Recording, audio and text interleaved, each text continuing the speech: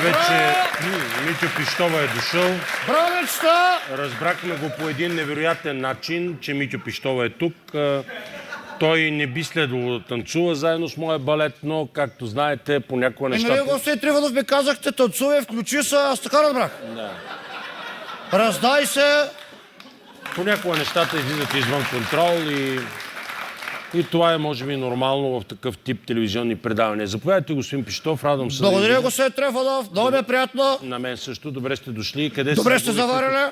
Що не дойдохте в началото? Дойдоха всички, вас ви нямаше. И аз това се питам. И вие не знаете къде сте били.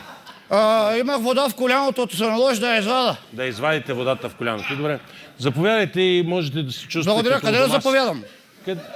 В хола, в туалетната, къде да дойда? Където искате, чувствате се като дома. Се радвам се, че сте здрав, защото се чувах някакви неща за вас. Сега се радвам, че сте здрав. Здрав съм като бик. Да, браво, това е много хубаво. Заповядайте. Да. Ако искате, да. Без животни. Без животни, ако е възможно. Да, без животни. Да, давайте. Да реча всички, аз съм най-големия в цяла България, най-оригиналният любовник, най-добрият човек, най-големият патриот, най-щедрият човек, най-скромния. Да, това е така. Искам да ви кажа, аз съм и най-честният човек в цяла България. Кой си? Най-честният човек в цяла България. О, да, сигурно сте така. Така е. Така е, да. Ну, погоди. Да. Аз съм, господин Трифонов, чудото на природата, биологичен феномен. Защо? Нали знаете, че Пинокио като лъже му расте наследство? Точно така, на Пинокио. Аз като лъжа ми расте шкембето. Аз съм най-големи учен цяла България. Даже искам да кажа, всички написах физичен закон. Закон на Пищова. Какъв е този физичен закон? Той гласи следното. Ако тяло стегло до 4... Кой каша? Кой каша? Няма значение, давайте, господин Пищов. Елате ви прегледам, да не сте болен. Слушайте маска. Ела тук, бе, не дей да ходиш към публиката, бе. Ще зарази. Виж какво прави, виж какво прави. Направи го. Ела насам, бе. Добре. Виж кой. Гледай какво прави.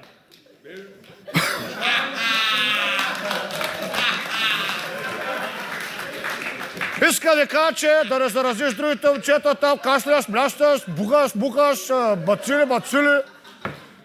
Влез. Господин Трифонов, някой тропа. Аз ударих по бюрото. Давайте го. Добре. Написах, между другото, физичен закон. Закон на Пищова. Да, разбрахме какъв. Той гласи следното. Ако тяло стегло до 48 кг бъде поставило жакузи с размери 4 квадратни метра, то това тяло неизбежно ще бъде порено. Значи, пора ги като рибе, пода ги като агнета, тупам ги като килиме, редосам ги като кашкавал, пляскам като чамари, рути ги като оградата на границата. След като почина, извинете, оригиналния Хю Хефнер, аз обаче вече официално съм втория най-голем плейбой в света. Казват ми втория, защото все още първото място държи от Кристиан Илиев от Кукумент.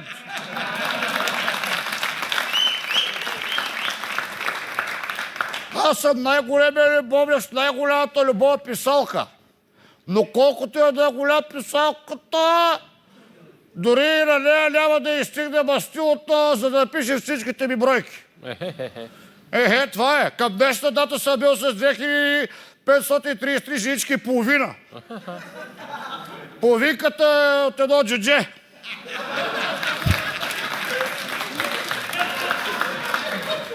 Като си го взема хоп и си го носа с мене, така го оставам. Като ме и го дигна, като плеса и шамари върти като перка. Искате си ме пита как успявам да направя толкова голяма бройка моделки. Имам си, уважаеми зрители, една хитринка, с която увеличавам бройката по много наведнъж. Веднъж само за един ден добавих 300 майкейки към бройката се. Добре ли си, човек? Добре съм. Знаете ли как добавих 300 бройки към бройките ми? Не разбира. 300 манекенки към бройките ми. Не знам как е станало това. 3 пъти изкораме хитосите манекенки, 3 по 100-300. 3 пъти. Какво си направил всичкото манекенки? Изкораме го.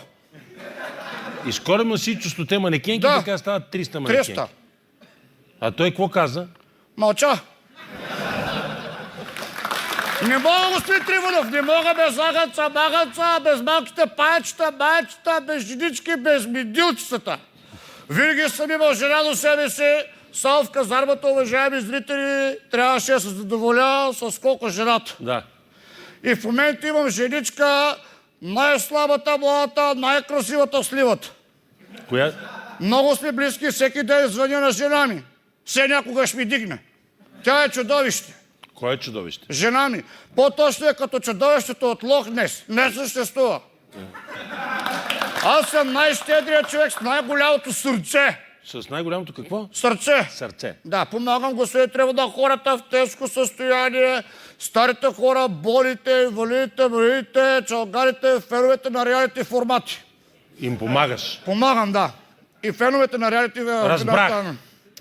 Аз правя най-добрите конкурси за красота, най-оригиналните, най-престижните, без никакви проститутки. Аха.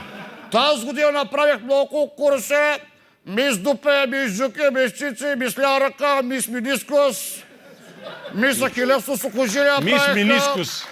Мис Сиамски близнаци направих за мен. Мис Сиамски близнаци. Да. 2 първи награди.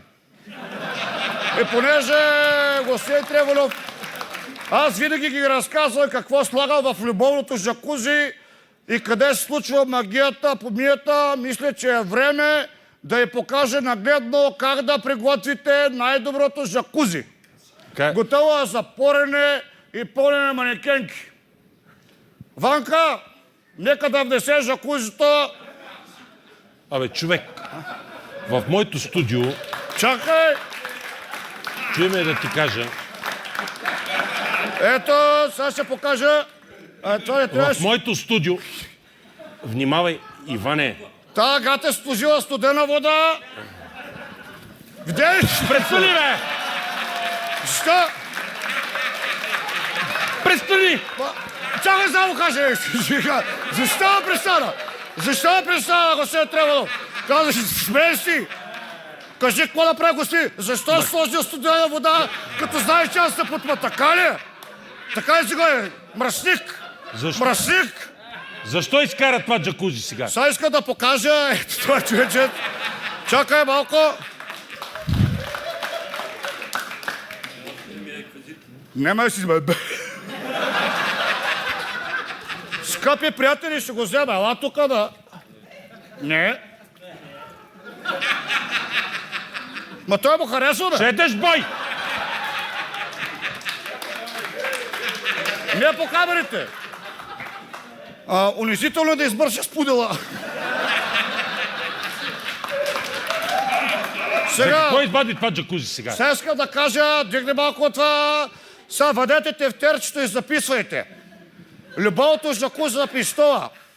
Значи, първо започваме с ягоди. После втората съставка една-две толумбички. Както лумбички в джакузи. Да, може и тригуни, ако нямате, слагаме тригуни. После това нещо го разбъркваме и добавяме, господин Трифонов, щипка сол. Как стипка сол? Защо Аре сол? повече. Това е любовното жакузи. Щипка черно пиперче. Ето. Малко щипка. Малко щипка. Чубрица, малко щипка. И една обикновена щипка за прането. Слагаме тук. Един аспирин слагаме, по Защо желание. аспирин?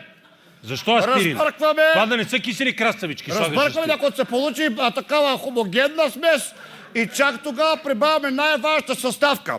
Ето сега, господин Трифонов. Да. Най-важна съставка. Не! Не! Абе. Прибавяме най-важната съставка. Благодаря.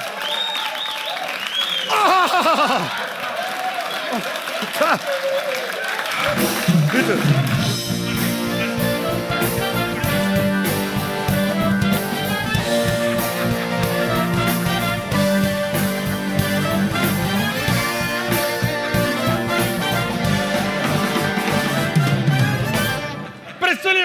Изнасяй го от тук, махай се! Трябваше да сложи топла Изнесете вода, го! що е служил студен? Махнете го от тук! Що е служил Изнасяйте студен? го!